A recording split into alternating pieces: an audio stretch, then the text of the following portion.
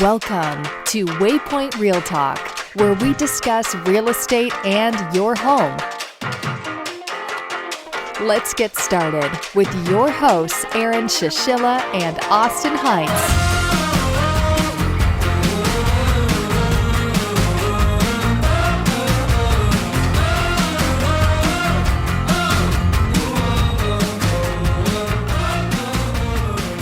Hello everyone and welcome to Waypoint Real Talk. My name's Austin and today we're going to be talking about how to prepare to buy a house. Our special guest is Nicki McKiernan with Fireside Real Estate. Thanks for joining us, Nicki. Thanks for having me. So would you like to just start off by telling us a little bit about yourself? Yeah, of course. I'm Nicki McKiernan. I have been in real estate for going on like 7.5 years or so. Before that, I was in marketing and training and found myself without a job. And the woman who actually sold me my house was turned into a friend of mine. And she was like, you should go into real estate. I'll help. So she helped and here I am. Oh, that's awesome. How long did you say you've been in now? About 7.5 years. About 7.5 years. Yeah. Okay. So you've seen the market in different fluctuations and different types. It definitely has changed. I mean, I wasn't around in 2008 for like the big one, but even over the last 7 years, it's been different. And the last year has been insane. Yeah, it has been. But as you were mentioning to us before we actually started recording, last year was your best year. It was right? the busiest year I've ever had. It was crazy. And that's awesome. Congratulations on that.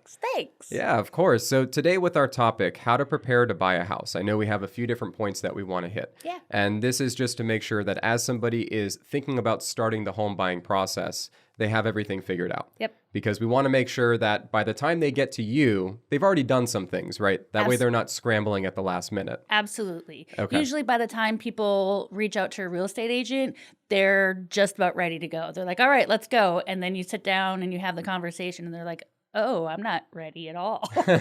Right. So hopefully with this podcast, we're going to get them ready. That's right. Before they get to that point. So the first thing that we have on our list here is starting out with a credit check. Yep. What do people need to know with that?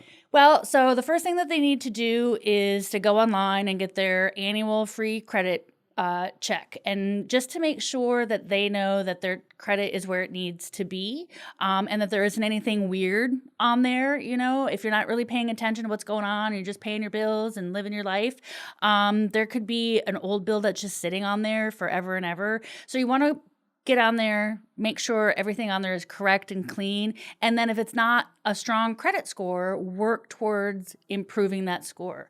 Your purchase power is going to be directly linked to what your credit score is. The type of mortgage loan that you can get is directly linked to that. So if you're in the low sixes, you're going to want to bring that score up. 700 or better is ideally where you would want to be. Doesn't mean you can't get a loan with a lower score, but the stronger it is, the better it is. And you don't want that to be like a last minute thing when you're ready to go and then you go to get a loan and they're like, well, your credit's not good enough. So do it now. So in terms of talking about, let's say somebody who has a low score and you know that they need to get it up to 700. Let's go with that as a number. I know that there are a lot of variables that are going to go into what it takes to get that score to that level. Yeah. But generally speaking, what would you say time frame wise? How long should somebody plan for needing to work on their credit? I would say 6 months to a year, just to give yourself some time. You can improve your credit score relatively quickly depending on the things that you do, and you'll want to talk to a mortgage officer or a tax person to sort of help you figure that out. I'm not the biggest proponent of credit repair companies. A lot of people want to use them because it seems like a simple thing, but you can really do it on your own. But yeah, I would say minimum 6 months. Okay, that's good to know. Yeah. And you answered my question. I was going to ask, what about credit repair companies? There are some out there that are reputable. And it really just depends on what's going on, you know, but there is no quick fix. Like that's what people are always looking for. And so, you know, pay your bills on time, you know, don't pay off every credit card that you have, keep a low balance on it, you know, some simple things. If you've got, you know, student loans or anything like that, make sure that those are up to date as you can. And then there are some things, if you've got something that's hanging out there, like a bill from, I don't know, when you were in college and you never paid that electric bill of the apartment that you rented, and it's just, somebody out there has a lien against you or something, pay that off. And a lot of times what you can do is you can pay a minimal amount. Like if you owe $250, sometimes those credit companies and the collection agencies, they'll take $100 or $50. Like it's always a little bit up for negotiation. And then you'll slowly get to have that stuff come off your credit and your score will start to go up. Got it. And so it really makes sense talking about this, why this is the first step in the process, because like you said, it could take maybe 6 months or longer to get it to where it needs to be. So if you've already been looking online and you found the house that you love and you're like, man, I want to jump into this, but you need 6 months to get your credit in the right spot, then that's just going to lead to disappointment. So get this figured out first. Absolutely. I have conversations with first-time homebuyers all the time, and this is exactly what happens. They're ready to go. Like, I've decided, I've been looking, I know what my money is going to be. Like, I've had my job for a really long time. And then you're like, okay, we'll call this lender and get the process. And the lender's like, no. Or if they do get approved, their rates are ridiculously high and it's not really a viable option. Okay. So last question I have on credit check before we move on to the next one, because I've always heard this as like a point of wisdom when it comes to purchasing a home, is don't buy something big while you're going through this process. Like, don't go out and buy a new car as you're going through this process. Yep. There's when you get into it, there's a whole list that your agent will send you and your lender will send you. Don't buy a car. Don't open up a credit card. Don't get excited and go buy all the furniture that you want in the new house that you're getting. Wherever you are in your credit process, whatever credit cards you have, whatever stuff you have, status quo until you close, like literally until you have keys in your hand. Otherwise, it can keep you from closing. Yeah, and that's pretty serious. It has happened, and it's very serious, and it's a huge bummer. Yeah, it sounds like that should be a shirt. Status quo until you close. I like that. That is a good quote. I like that tagline. I'm going to steal it. There you go. That's fine. That's fine. You heard it first on the podcast. So moving on to the next one, which is debt to income ratio. So if you can explain a little bit about what that means and why it's important. Yep. So it really is what it says. It's debt to income. So how much money you're making versus how much money is going out to bills and food and, and people think like, oh, well, my rent is this and my car payment is this, but you have to take it all into consideration. So from a lending standpoint, they will look at literally what your bills are, what credit cards you have, what, I don't know, electric bills that you have, things like that. So you want to make sure a good range is like 60-40, 80-20. And again, the key here is you want to have some credit. Like you want to have some debt out there. People who don't have any debt, don't have any credit out there, it's almost impossible for them because they have to build that the credit agencies, the lenders, they need to know that they can trust that you're going to pay stuff back. So if you've never had a credit card before, open one, low balance, use it for, I don't know, your groceries or whatever, pay it off on a regular basis just to start that process. And that's an interesting point because so many people out there, I think, try and minimize as much debt as they have, which is a good thing, right? Obviously. Yeah. But as you mentioned, you have to have something that shows proof that you can be reliable in order for them to move forward with you. So as far as debt to income ratio, though, we mentioned that they're going to be looking at all of your bills, right? And figuring out what that ratio is.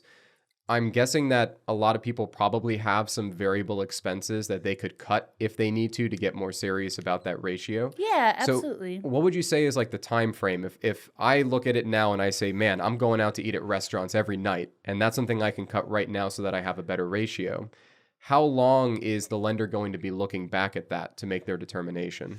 Well, I just want to, for the record, I'm not a lender. So it really does depend on the lender. Everybody's a little bit different on where they go. But overall, it's about 2 to 3 years worth of everything. Taxes, bills, everything like that.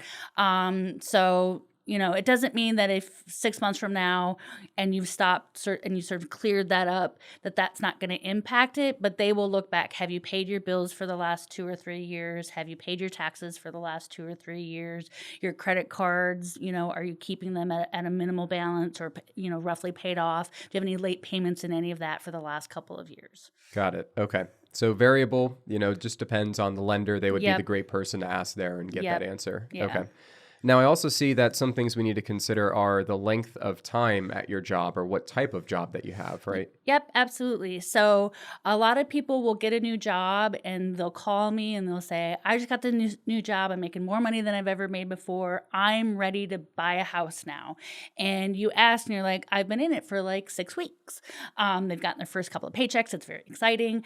That generally is not enough time for a lender to make a determination on if that is a long-term solid income that you are bringing in. Average that lenders like to look at is about 2 years. A year sometimes is a little bit better. I also, because we're in Florida, we get a lot of people who move from out of state. So when we talk about the type of job that you have, that's where that comes into play. A lot of people are like, well, I'm going to look for a job in Florida, and so I'm going to buy a house, or do I move and then look, all of these different things. And I always suggest that if you can, buy a house while you have the job that you have, especially if you've been there for a while. Unless, and this is a big unless you are essentially transferring in the same type of job, then the lender will look at you. Loan officers will say, oh, well, they're just sort of moving up in that same position. So if you're getting promoted with your company, fantastic. But if you are switching jobs, switching careers, or switching companies, you may look into getting the house first, just because a change in position, a change in company can be a red flag for them. And then you don't really have the work history that they're looking for. Got it. Okay. Yeah, that seems super important to take into consideration. And that brought me to a thought out of curiosity. And this is like going way outside what I think we had planned on discussing. But talking about employment history and what they want to see, what about somebody who's retired? If you're retired, does that automatically exclude you from that being a factor? No. Not even a little bit, because then they're just looking at a different type of income. So generally, if you're retired, a lot of retired people have either Social Security or they have a pension from their jobs that they have, or they have investments. So they're just looking at income from a different perspective. Okay, gotcha. So you're not off the hook there. No, no. All right, so the next one that we have here is saving for a down payment. Yep. So everybody, I think, is mostly aware of needing to have a down payment. So when we talk about down payment, what we're talking about is the lender's willing to loan you X number of dollars, right? So say you have a $200,000 house, the lender's going to lend you about 180 because they're going to want about 20% down. And so that's something that you have to think about. That cash up front has to be literal cash in the bank, ready to go. And a lot of people don't think about that, and they don't understand how much they actually have to have. That's actually the biggest hurdle that I run into with first-time homebuyers, is that they don't realize how much money it costs to buy a house, like out of pocket.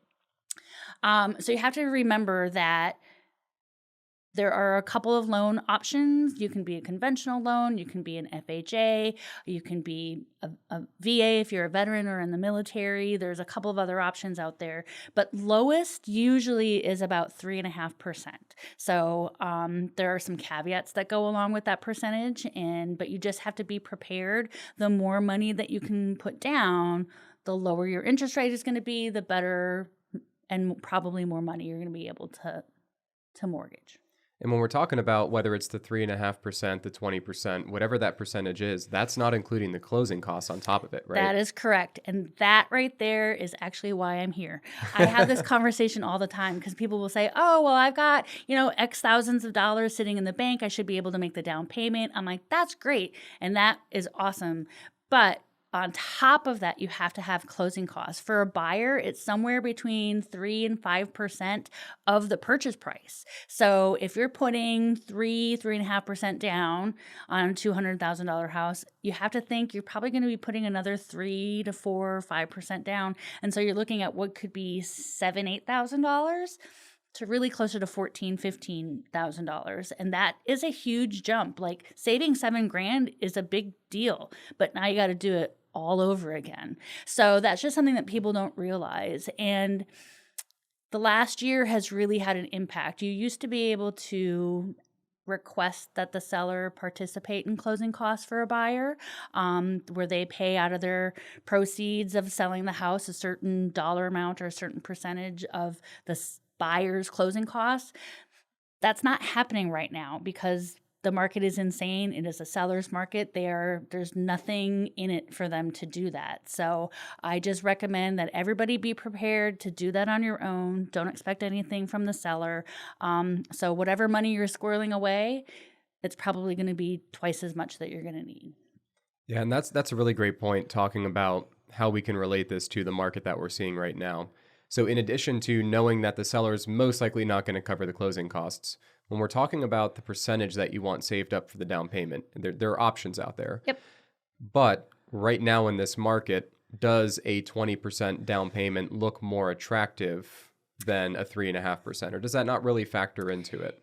It does and it doesn't. I'm always of the mindset, like as a seller, it doesn't, you're going to get the money from closing on your house anyway. That's a conversation really more between the lender and the buyer.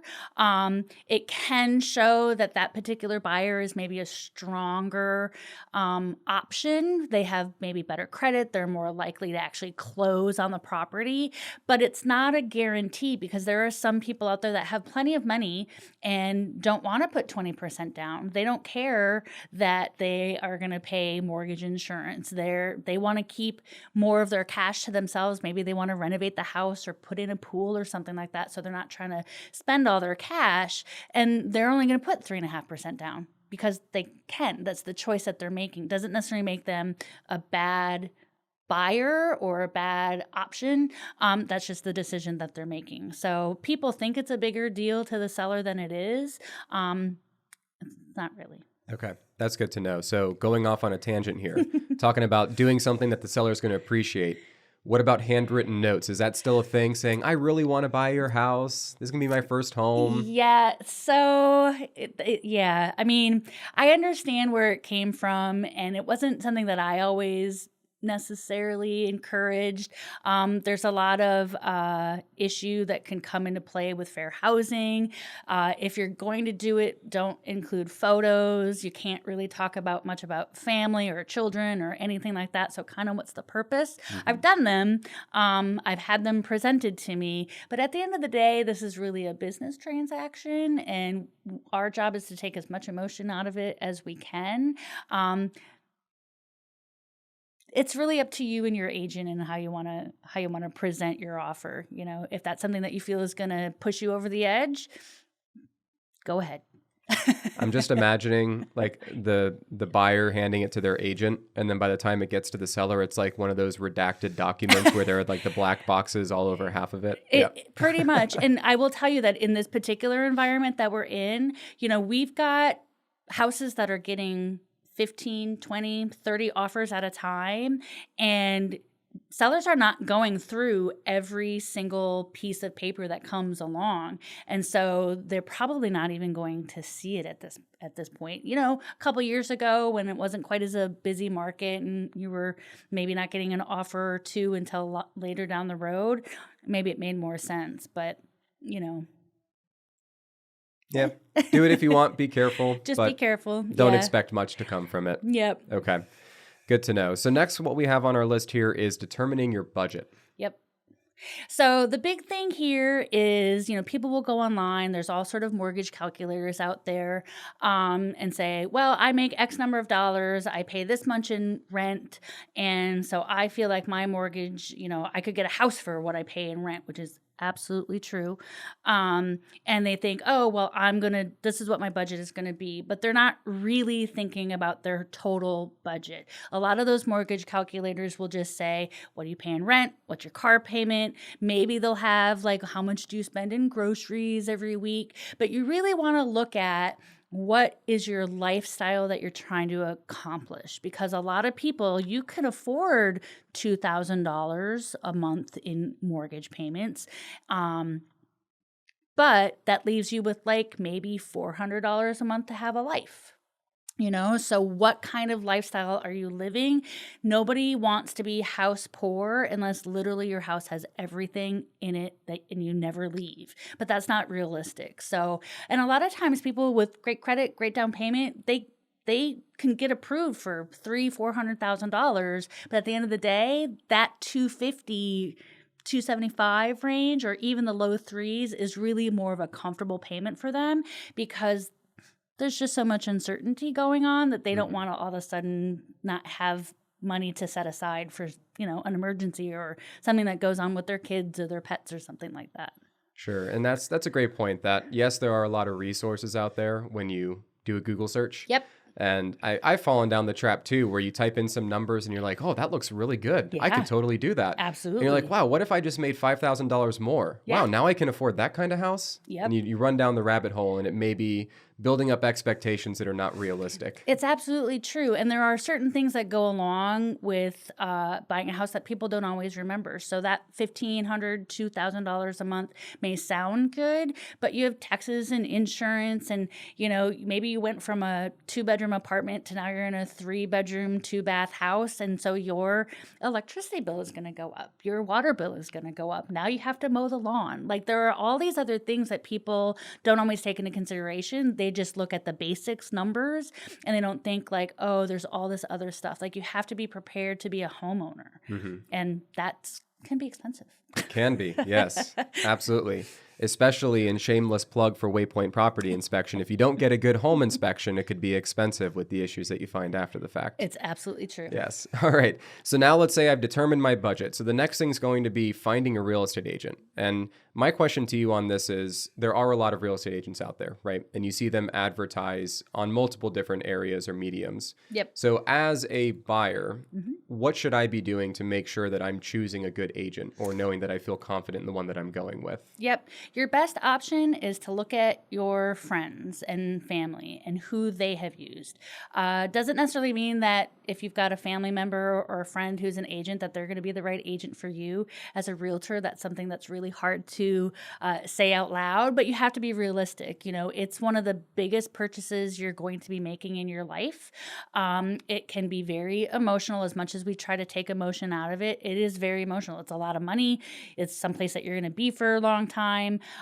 So you want to make sure that you're finding a realtor that communicates with you, that, to not put it in a different way, but that vibes with you, that you click with, that you're able to say the things that you want to say about the process, and somebody who will walk you through it, especially first-time home buyers. People don't know anything. They don't know how much money to save. They don't know what an inspection should look like. They don't know what closing looks like or what all of these terms mean. You want somebody who's going to really be there and answer those questions, no matter how simple or dumb you think they are. None of them are dumb. The more you understand, the more educated you are about the process, the better decisions you're going to be making. Yeah, and that's great to know that vibe, like you said, is going to be a big thing, right? Because you want to be able to trust that person and get along with them. So is it common for people to interview multiple real estate agents? So in theory, yes, but really a lot of times people will just go with the first person that they talk to. And even me as a realtor, I always tell people, who else have you spoken to? Are you planning on speaking to anybody else?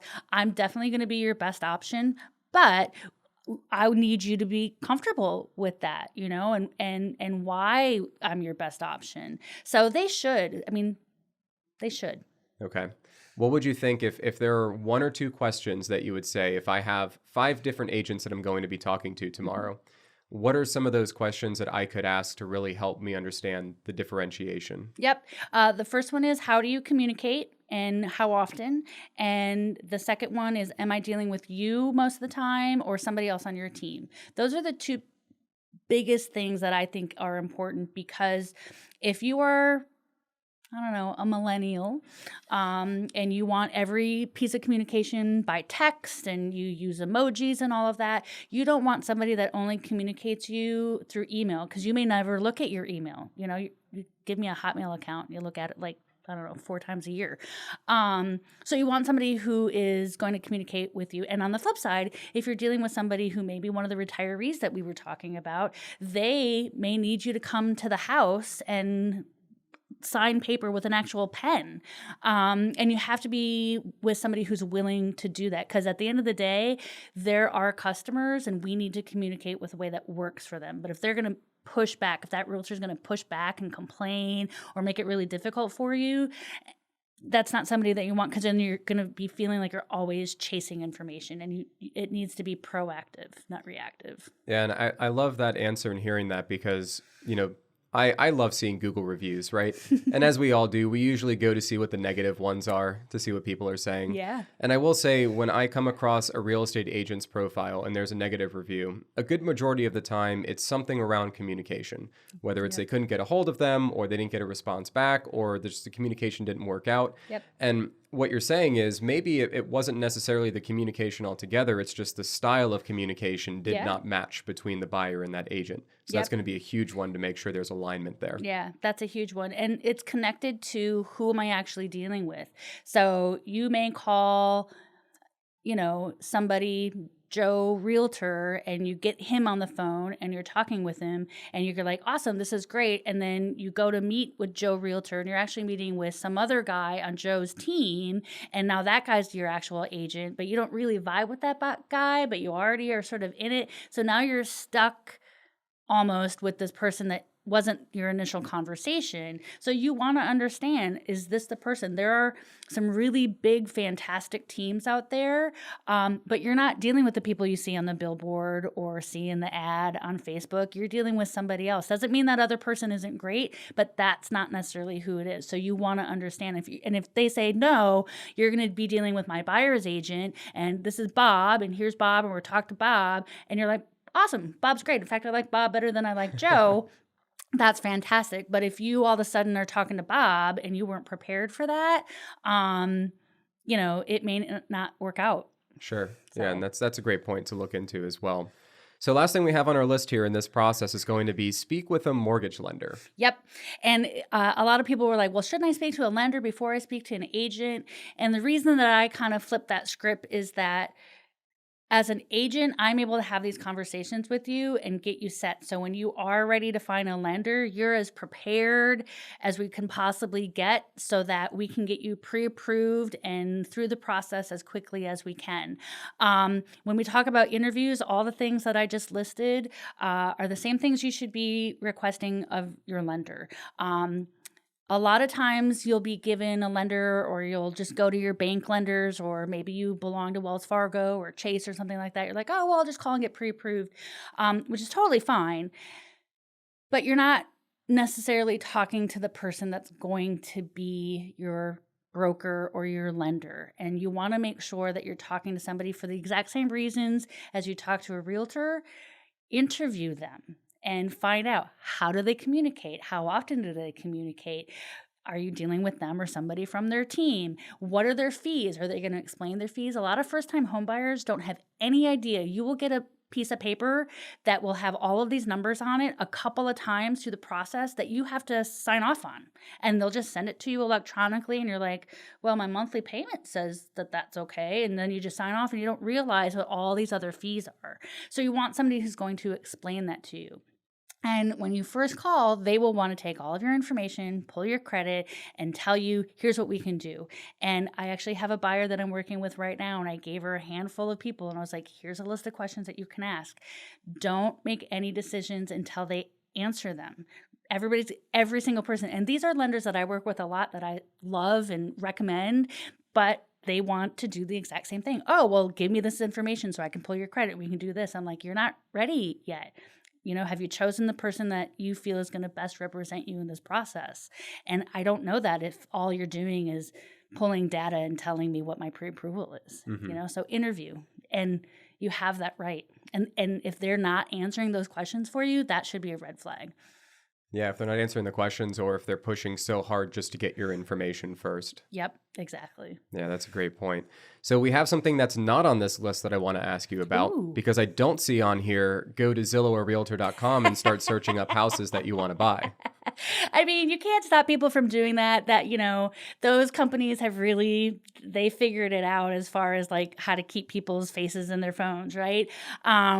You can do that all day long. And we talked about disappointment before, and what you don't want to do is start looking at houses in a budget that you think you can afford, and then you find out that that's not actually the case, that you can afford much less than that. Like, that is a huge bummer for people. So as long as you keep in mind that that is sort of a pipe dream and, fairy tale a little bit, once you're here and once you talk to your real estate agent and once we get you pre-approved, let the agent send you the info and the properties that best fit your budget and the criteria that you're looking for in the area that you want to be in, because then we're realistic. There's nothing worse than having somebody with a budget that's here and then they have to come down to here, because it can be a real significant difference on the type of house that you're looking at. And that's just it's a buzzkill, and it's really sad, so just go in realistically and prepared. I would say with that too, maybe a workaround, because I feel like when people go on Zillow and look at houses and they save them and they're like, oh, I love this feature, I love that feature. Maybe a better way of doing it is go on Pinterest. Yeah. And that way you find the room that looks great, but it's not tied to a house. And you say, okay, I can buy any house and I can make it look just like this. Exactly. I'm a huge fan of Pinterest. I'm all over it all of the time. And again, there's nothing wrong with going on to those sites, and I call it real estate porn. People look like it's awesome. It's also turned into this huge, like, nightmares of Zillow are pretty fantastic as well.